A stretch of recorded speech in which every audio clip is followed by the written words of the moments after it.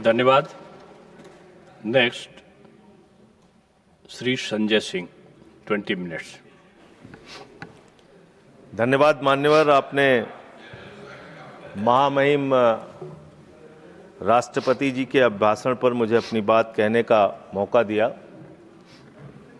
मान्यवर, पूरे आदर और सम्मान के साथ, महामहिम राष्ट्रपति जी के प्रति पूरे आदर और सम्मान के साथ कुछ असहमति के बिंदु हैं जो आपके सामने मैं रखना चाहता हूं।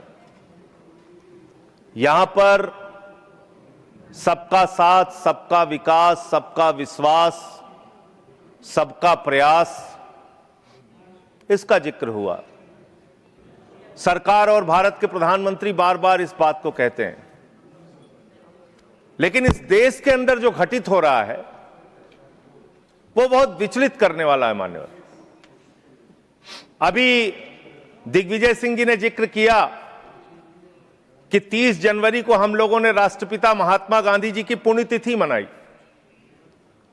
और उस दिन तमाम वीडियो, उनके पुराने वीडियो, पुराने स्पीचेस, पुराने तमाम उनकी बातें सोशल मीडिया पे वायरल हुई मान्यवर। और उसी बीच एक तस्वीर वायरल हुई। वो तस्वीर थी उन हत्यारों की जो अदालत में बैठ के हंस रहे थे, उस जमाने की तस्वीर, जिसमें नाथूराम गोडसे भी था और उसके साथ तमाम और लोग थे, हंस रहे थे, उनके मन में कोई चिंता नहीं थी। आप कह रहे हैं गांधी जी की हत्या से आरएसएस का कोई लेना देना नहीं, तो मैं आपसे कहना चाहता हूं कि आइए हम सब लोग मिलकर उस विचारधारा की हत्या करें जिस विचारधारा ने गांधी की हत्या की। उस विचारधारा की हत्या करें मानव, जिस विचारधारा ने हमारे राष्ट्रपिता महात्मा गांधी को, अहिंसा के पुजारी को हमसे छीना। लेकिन दुर्भाग्य से ऐसा नहीं हो रहा है। देश में तमाम घटनाएं हो रही हैं। पिछले दिनों बरेली में एक चर्च के सामने हंगामा किया गया, हनुमान चालीसा पढ़ा गया। लखनऊ के अंदर एक चर्च के सामने, वहां पर हंगामा किया गया, हनुमान चालीसा पढ़ा गया। क्या बजरंगबली जी ने आपसे कहा है कि चर्च में जाके हनुमान चालीसा पढ़ो? क्या भगवान श्री राम ने आपसे कहा है कि मस्जिद के सामने जाके रामचरितमानस का पाठ करो?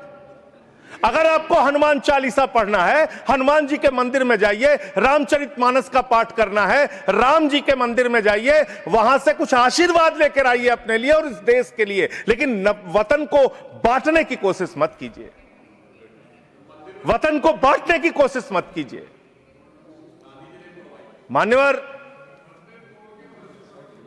ये मंदिर, ये मस्जिद, ये शिवालय की जिद में वतन ही ना होगा तो क्या बांटिएगा? ये कब तक मजहबी नशा बांटिएगा? ये मंदिर, ये मस्जिद, शिवालय की जिद में वतन ही ना होगा तो क्या बांटिएगा?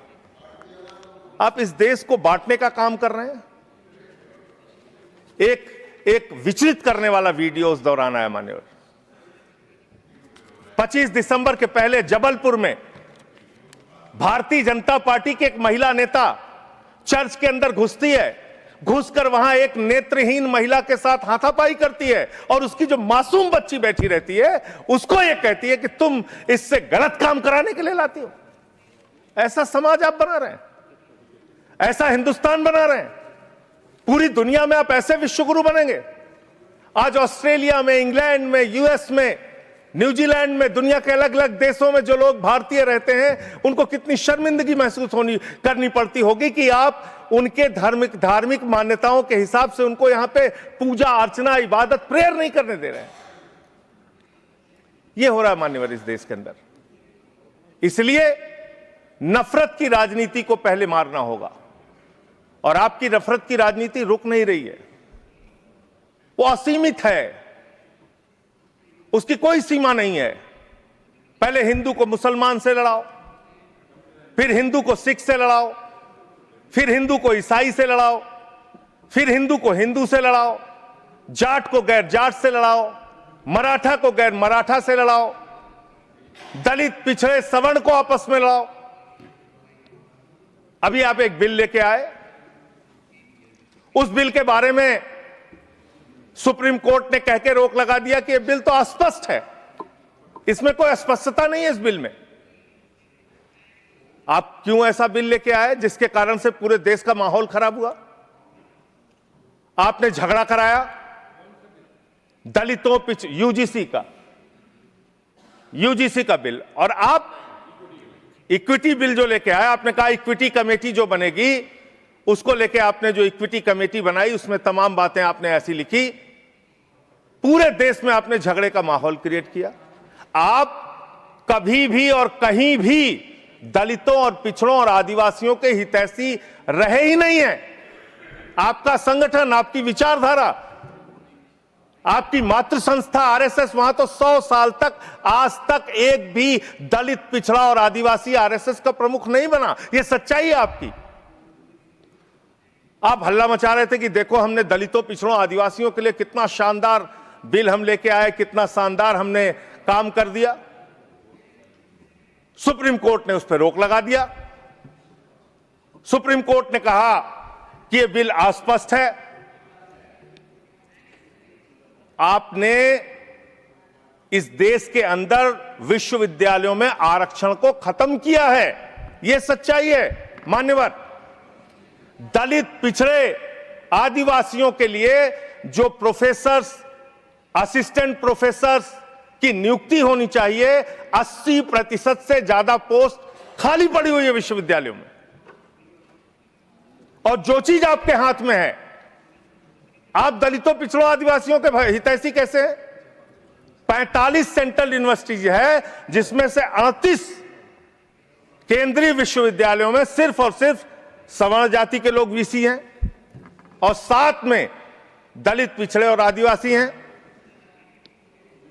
तो आप बताइए जी, आप बताइए, आप मुझे बताइए, आपको 45 में से 38 सिर्फ एक जाति के, सवर्ण जाति के लोग मिल रहे हैं और बाकी 7 आपने पिछड़ा, दलित, आदिवासी बनाया और आप कहते हैं आप दलितों, पिछड़ों, आदिवासियों के हितैषी हैं।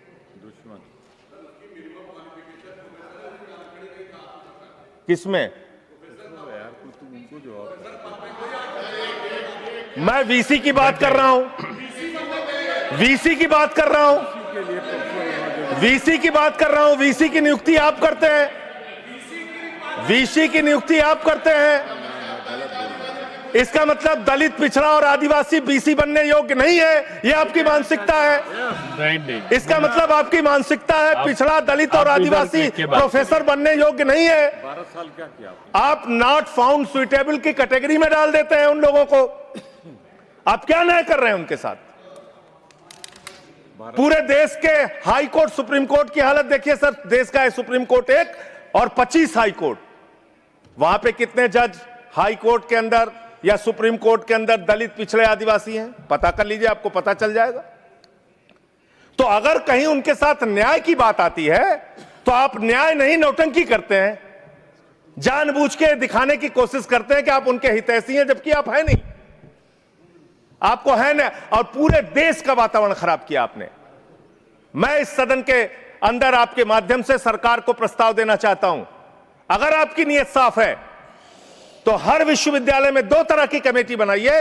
एक जो सिर्फ और सिर्फ कास्ट डिस्क्रिमिनेशन को देखे, यानी कि जाति के आधार पर भेदभाव को देखे, और दूसरी कमेटी आप वहां पर बनाइए जिसमें कि हर प्रकार के भेदभाव को आप कवर कीजिए। कोई झगड़ा ही नहीं होता। भाषा के आधार पर भेद, लिंग के आधार पर भेद, किसी भी प्रकार का भेद, उसको देखने के लिए एक कमेटी बनाते और जाति के आधार पर हो रहे भेद को देखने के लिए एक कमेटी बनाते। कोई झगड़ा ही नहीं होना था।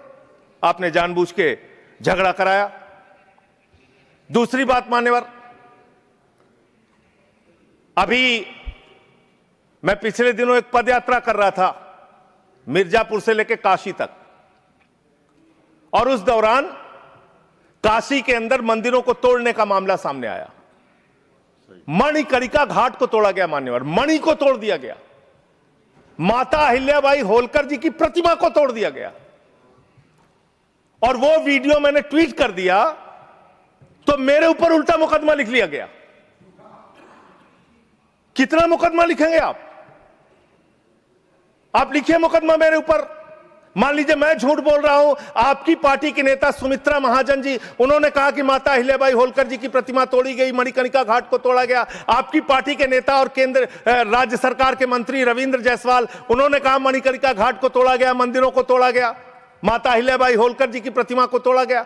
आप उन पापियों के खिलाफ कार्रवाई करने के बजाय मेरे ऊपर एफआईआर कर रहे हैं। आप ऐसा शब्द मत बोलिए। कौन जिन लोगों ने तोड़ा, मान्यवर, जिन लोगों ने मंदिर तोड़ा, उन गुनहगारों को मैं चाहता हूं, चलिए गुनहगार कह देता हूं, भाषा शैली में चलिए मान्यवर गुनहगार संयम के साथ साथ उन गुनहगारों को जिन्होंने उस पुरातन पवित्र मणिकर्णिका घाट को तोड़ा, माता अहिल्याबाई होलकर जी की प्रतिमा को तोड़ा, कार्रवाई उन पे करने के बजाय आपने मुझ पर एफआईआर कर ली। मैं आपके माध्यम से सरकार से मांग करता हूं, अगर आपने कोई तोड़फोड़ वहां पर नहीं की है, 3 सदस्यों का, और तीनों बीजेपी के रहे, मैं तो कह रहा हूं 3 के तीनों बीजेपी के लेके जाइए आप, 3 सदस्य भेजिए बीजेपी के संसदीय दल के, और वहां पर दिखाइए कि माता अहिल्याबाई होलकर की प्रतिमा है, वहां दिखाइए मणिकर्णिका घाट को नहीं तोड़ा गया है, और फिर जो कार्रवाई आप मेरे ऊपर करना चाहें कीजिए। आपने काशी को बर्बाद करने का एक मन बना लिया है।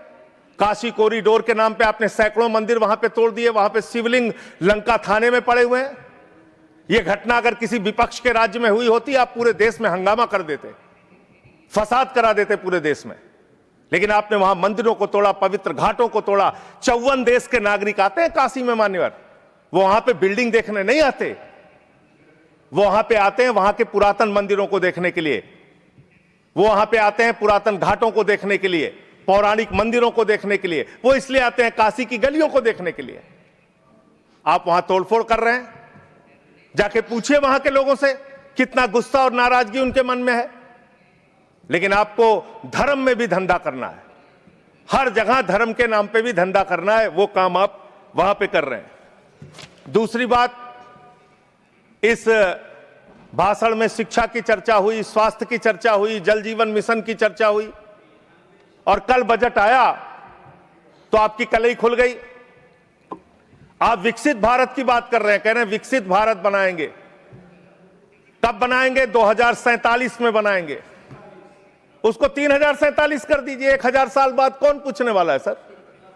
3047 में हम भारत को विकसित भारत बताएंगे। 1000 साल बाद कौन पूछेगा? 2047 में कौन सत्ता में रहेगा, नहीं रहेगा। लेकिन आप ऐसा सब्जबाग दिखाते हैं कि आप 2047 में आप विकसित भारत बना देंगे। कैसे विकसित भारत बनाएंगे? शिक्षा का बजट आप रखेंगे 2%, स्वास्थ्य का बजट आप रखेंगे 2%, यानी कि अशिक्षित भारत और विकसित भारत कैसे होगा? अस्वस्थ भारत और विकसित भारत कैसे होगा? आपने ग्रामीण विकास के नाम पे जो बजट का हिस्सा है उसको कम कर दिया, तो एक अविकसित ग्रामीण व्यवस्था के साथ आप विकसित भारत कैसे बनाएंगे? आपने किसानी के लिए, एग्रीकल्चर के लिए जो बजट रखा उसको घटा दिया। आप कैसे करेंगे विकास? विकसित भारत का आपका सपना क्या है? जिसमें लोग अशिक्षित रहें, जिसमें लोग अस्वस्थ रहें। आपकी आयुष्मान भारत की स्कीम की हकीकत क्या है? एक ही नंबर पे 9999 नंबर पे 10 लाख से ज्यादा लोगों का रजिस्ट्रेशन हुआ है। 600 से ज्यादा 625 करोड़ रुपए का फ्रॉड हुआ है। आपकी सीएजी रिपोर्ट में आया आयुष्मान योजना के अंतर्गत। आपने जी राम जी योजना लागू की, उसमें आप कह रहे हैं हम 125 दिन रोजगार देंगे, और बजट में जो निर्धारण कर रहे हैं वो 125 दिन रोजगार देने के हिसाब से आप बजट का निर्धारण नहीं कर रहे हैं। इसका मतलब आपकी ये घोषणा है। पिछले साल आपने कहा कि अप्रेंटिस योजना हम पूरे देश में ला रहे हैं नौजवानों के लिए। अप्रेंटिस योजना में जो पैसा आपने सरकार की ओर से निर्धारित किया उसमें 95% कटौती कर ली। तो आप प्रशिक्षण नहीं दे सकते, रोजगार तो बहुत दूर की बात है। यह काम आपने किया। दूसरी बात, माघ मेला हुआ, बड़ी उसकी चर्चा हुई। आप हमेशा चर्चा करते हैं, महाकुंभ के बारे में चर्चा करते हैं, माघ मेला के बारे में चर्चा करते हैं, लेकिन वहां बड़ी एक अप्रिय घटना हुई मान्यवर, बहुत ही दुखद घटना हुई। शंकराचार्य जी परम पूज्य अवमुक्तेश्वरानंद जी जा रहे थे स्नान करने के लिए। उनको प्रशासन के द्वारा उनको रोका गया, उनके शिष्यों को, उनके बटुकों को चोटी पकड़ पकड़ के घसीट घसीट के मारा गया उनको। और इतना ही नहीं, उनकी एक मांग थी कि अगर प्रशासन या सरकार मुझसे वार्ता कर ले और अपनी गलती मान ले तो मैं स्नान करूंगा। ना उनसे किसी ने माफी मांगी और ना ही वो स्नान कर पाए। बिना स्नान किए शंकराचार्य जी वहां से चले गए। और भी शर्मनाक बात यह है, आप कितने बड़े धर्म के ठेकेदार हैं। आप देखिए कि आप शंकराचार्य जी को तहसीलदार के माध्यम से चिट्ठी भेज रहे हैं, कह रहे हैं बताओ आप शंकराचार्य हो कि नहीं हो। अरावली पर्वत को साबित करना है, बताओ तुम अरावली पर्वत हो कि नहीं हो। दिल्ली की जहरीली हवाओं को साबित करना है, बताओ हवाओं तुम जहरीली हो कि नहीं हो। इस देश के मतदाताओं को साबित करना है, बताओ तुम भारत के नागरिक हो कि नहीं हो। और शंकराचार्य जी को साबित करना है, बताओ आप शंकराचार्य हो कि नहीं हो। जो लोग अभी तक 12 साल में अपनी डिग्री नहीं दिखा पाए, वो शंकराचार्य से शंकराचार्य होने का प्रमाण मांग रहे हैं। यह है आपकी धार्मिक ठेकेदारी। इस तरह से आप धर्म की ठेकेदारी करना चाहते हैं तो देश के अंदर नफरत फैलाकर जो आप राजनीति कर रहे हैं, लोगों के हक को मार के जो आप राजनीति कर रहे हैं, इसका कोई बहुत देश के विकास, कम से कम विकसित भारत आपकी इस विचारधारा, इस सोच से तो नहीं बन सकता। विकसित भारत के लिए यह विचारधारा आपकी काम नहीं करेगी। नफरत फैलाओ और राज करो की, अंग्रेजों की जो विचारधारा थी, बांटो और राज करो की जो विचारधारा थी, उससे नहीं बन सकता। मान्यवर, बात कर लें विदेश नीति की। विश्व गुरु बनने की बात करते हैं प्रधानमंत्री जी, पूरे दुनिया में उनका डंका पीटा जा रहा है। हमने देखा किस तरह से अमेरिका से भारतीयों को हाथ में हथकड़ी, पैरों में बेड़ी बांध के अमृतसर पहुंचाया गया। हमने देखा कि किस तरह से सीज फायर के लिए कम से कम 70 बार अमेरिका का राष्ट्रपति ट्रंप कह रहा है कि उसने ट्रेड डील की धमकी देकर सीज फायर कराया, ट्रेड खत्म करने की धमकी देके।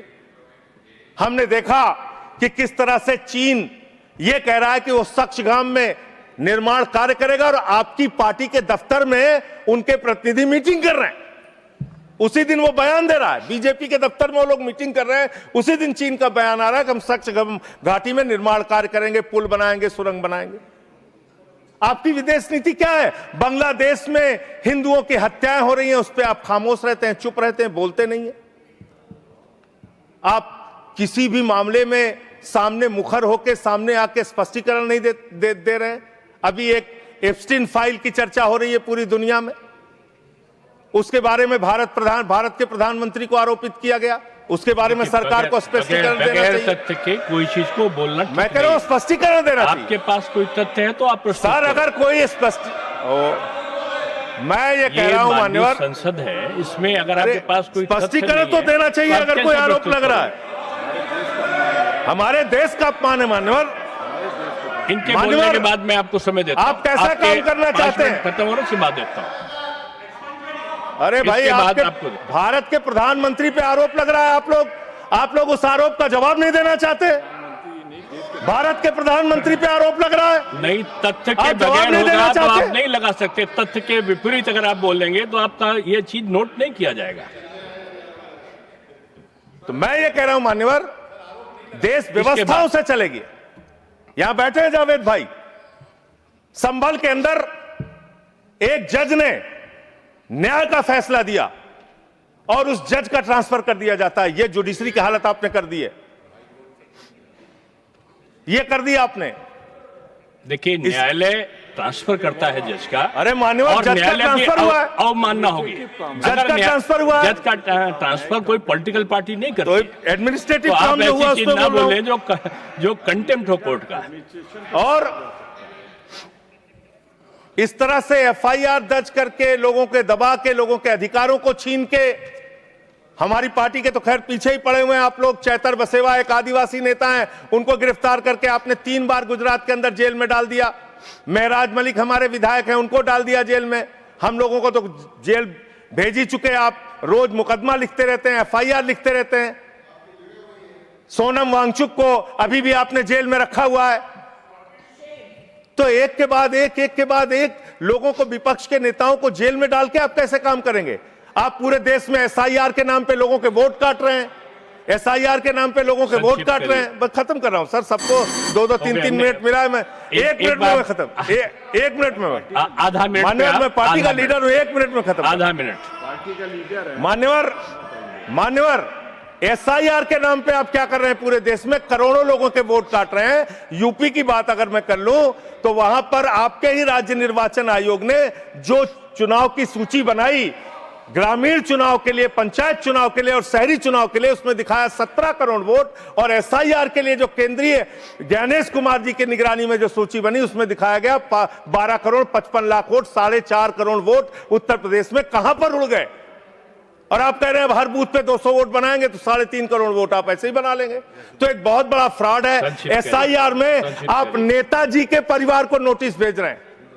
बस खत्म कर रहा हूं मान्यवर। एसआईआर में आप नेताजी सुभाष चंद्र बोस के परिवार को नोटिस भेज रहे हैं, नोबेल पुरस्कार विजेता अमर्त्य सेन को नोटिस भेज रहे हैं, पूर्व एडमिरल को नोटिस भेज रहे हैं। अब कैसा एसआईआर करा रहे हैं? ये एसआईआर नहीं है, चुनावी घोटाला है। मैं कहना चाहता हूं। बहुत बहुत धन्यवाद। सुधांशु त्रिवेदी जी, एक मिनट में फाइल का जिक्र हुआ, एक विकृत यौन मानसिकता के सजाए याफ्ता अपराधी का जिक्र इस संसद के पावन पटल के ऊपर करना इनकी विकृत और विक्षिप्त मानसिकता का प्रतीक है। सर, एक बात फैक्ट ऑफ द मैटर ये है, among the millions of emails there is no direct email with Prime Minister.